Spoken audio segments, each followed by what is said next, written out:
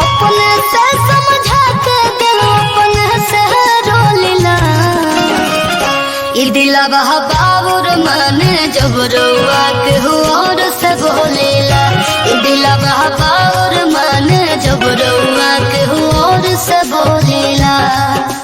अच्छा ही बात बा।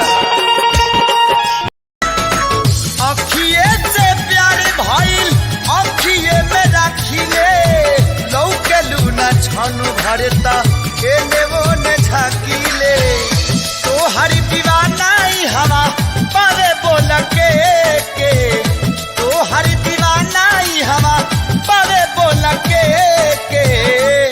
मुंड बिगाड़ दिल बाड़ू चुमा दे के।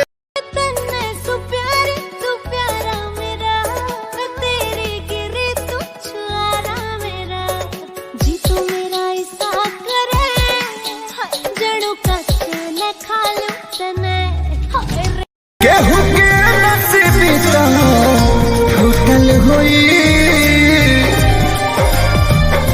केहू के दिल टूटल होई।